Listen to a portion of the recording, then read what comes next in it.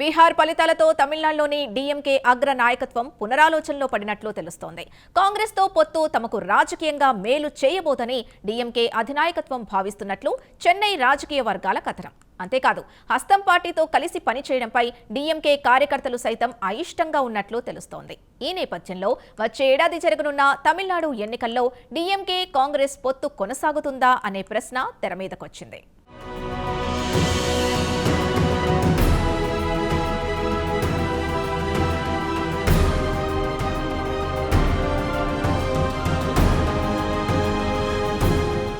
బీహార్ ఎన్నికల ఫలితాల ప్రభావం తమిళనాడు రాజకీయాలపై పడనుంది. ఇటీవల జరిగిన బీహార్ అసెంబ్లీ ఎన్నికల్లో మహాగఠబంధన్ ఘోరంగా ఓటమి పాలైన సంగతి తెలిసిందే. అంతేకాదు, జాతీయ పార్టీ అయిన కాంగ్రెస్ కేవలం 6 సీట్లకే పరిమితమైంది. కాగా ఎన్నికల షెడ్యూల్ రాకముందే ఓట్ చోరీ అంటూ ఎన్డీఏ కూటమిపై కాంగ్రెస్ అగ్రనేత రాహుల్ గాంధీ ఆరోపణలు మొదలెట్టారు. కాగా ఓట్ చోరీ అంశంపైనే ఏకంగా 16 రోజుల పాటు బీహార్లో రాహుల్ గాంధీ యాత్ర చేశారు. ఒక దశలో తమిళనాడు ముఖ్యమంత్రి డీఎంకే అధినేత ఎంకే స్టాలిన్ బీహార్ వెళ్లి రాహుల్కు సంఘీభావం కూడా తెలియజేశారు.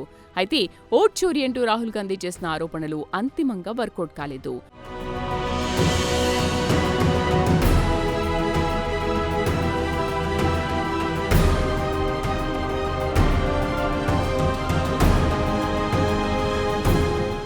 బీహార్ ఎన్నికల ఫలితాల తర్వాత తమిళనాడులో అధికారంలో ఉన్న డీఎంకే ఆలోచనలో పడ్డట్టు తెలుస్తోంది. కాంగ్రెస్ పెద్ద దిక్కుగా ఉన్న ఇండియా కూటమిలో డీఎంకే భాగస్వామ్య పక్షంగా ఉన్న సంగతి తెలిసిందే. కిందటిసారి తమిళనాడు అసెంబ్లీ ఎన్నికల్లో కాంగ్రెస్ డీఎంకే మధ్య పొత్తు కుదిరిన సంగతి తెలిసిందే. డీఎంకే పొత్తు కారణంగానే తమిళనాట కాంగ్రెస్ పార్టీ కొన్ని సీట్లు గెలుచుకోగలిగింది.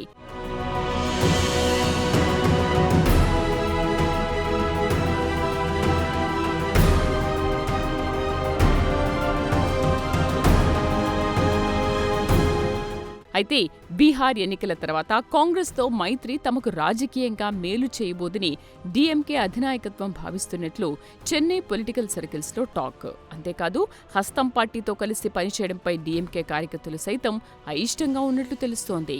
వాస్తవానికి తమిళనాడులో హస్తం పార్టీకి సొంతంగా పోటీ చేసి గెలిచే సత్తా లేదు. కాంగ్రెస్ పార్టీకి క్యాడర్ కూడా లేదు.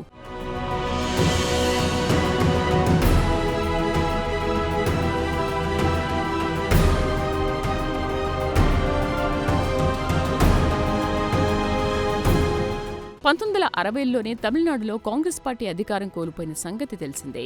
అప్పట్నుంచి ఏదో ఒక ద్రవిడ పార్టీ పంచన చేరి 4 సీట్లు సంపాదించుకుంటోంది. మొత్తం మీద తమిళనాడులో కొన్ని సీట్లు గెలుచుకోవడానికి కాంగ్రెస్ పార్టీకి ఏదో ఒక ద్రవిడ పార్టీ అండ తప్పనిసరైంది.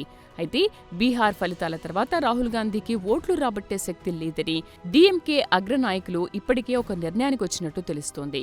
దీంతో వచ్చేడాది జరగనున్న తమిళనాడు అసెంబ్లీ ఎన్నికల్లో డీఎంకే కాంగ్రెస్ పొత్తు ఉంటుందా అనే ప్రశ్న తాజాగా తెరమీదకొచ్చింది.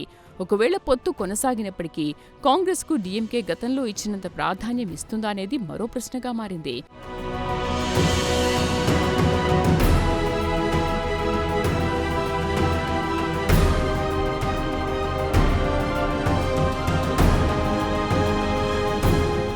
ఇదిలా ఉంటే కేంద్రంలో అధికారంలో ఉన్న భారతీయ జనతా పార్టీతో డీఎంకే ఇటీవలి కాలంలో పోరాటం ముమ్మరం చేసింది.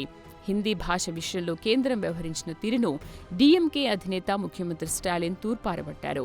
అలాగే లోక్సభ నియోజకవర్గాల పునర్వ్యవస్థీకరణపై కూడా కేంద్రంతో స్టాలిన్ సర్కార్ లడాయికి దిగింది. ఈ అంశానికి సంబంధించి చెన్నైలో ఏర్పాటు చేసిన అఖిలపక్ష సమావేశానికి పలువురు బీజేపీయేతర రాష్ట్రాల ముఖ్యమంత్రులు హాజరై సంఘీభావం ప్రకటించిన సంగతి తెలిసిందే. దీంతో బీజేపీకి డీఎంకేకు మధ్య చాలా దూరం పెరిగింది.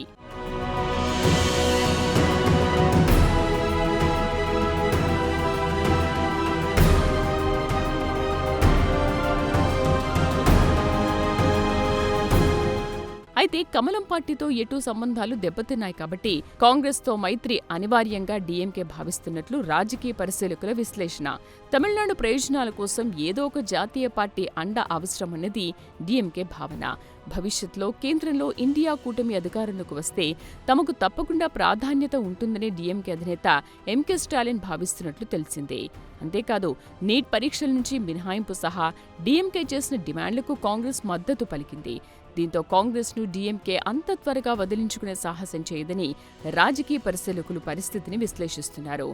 ఏది ఏమైనా బీహార్ ఎన్నికల ప్రభావం తమిళనాట రాజకీయాలపై పడే అవకాశాలు లేకపోలేదు.